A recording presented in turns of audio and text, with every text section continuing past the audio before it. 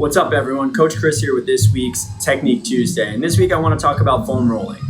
And when it comes to foam rolling, guys, there's a lot of beliefs around what it does. For example, people think that foam rolling breaks up fascial adhesions, that it may improve tissue quality. Now, after spending a little bit more time looking through the research on this one, unfortunately, those ideas aren't backed up. But we do know, and I think a lot of us have gone through sessions of foam rolling before, and we feel good. We see improvements to motion. So what's going on? And what I keep coming across is this idea called in the research diffuse noxious inhibitory control. And what it's saying as it relates to foam rolling is this idea that we create a pain.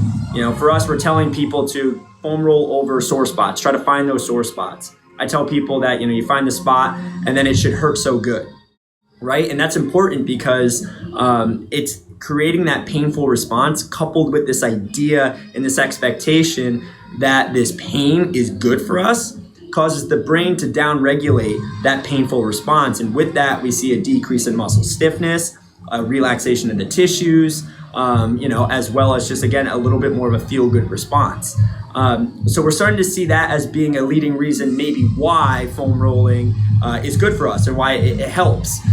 So what's that mean? What's it mean for application? For me, it doesn't necessarily change much with this understanding. Knowing that it's almost a down regulator in terms of its response and its effect on the tissues, I like to reserve it more for after a session, if at all.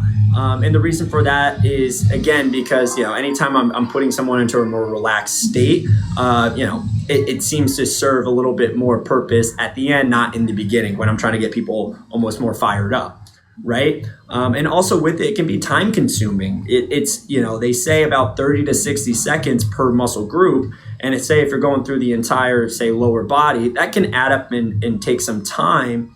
And for what only amounts to this temporary increase in motion, I don't necessarily see a place for it in the beginning. Now, if people have time and they want to, sure, I don't think there's any negative effect to it.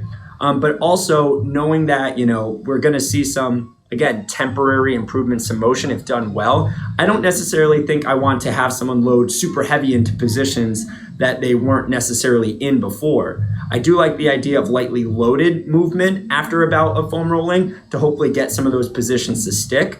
Whether it does or doesn't, I don't know. But I like the idea of, kind of attempting to make long-lasting change that way. But again, that also adds to time and not something I want to do necessarily up front. So if people want to do it on their own, if they want to carve out time well before a session, that doesn't get in the way of what I have planned as a warm-up, then I'm all for it. But for me, after a session as a down regulator, I think it has a place. Again, overall, what's it do for us? Again, it's a temporary change. So it's not an end-all be-all. It's not something I'm going to over-rely on, but that's what it does, or that's at least what we think it does to this point, according to the research. So that's how I apply it. And if you guys have any questions about that, feel free to comment below, reach out to me. But that's what I got. Like I said, ask questions if you have them. Otherwise, I look forward to talking to you guys all soon.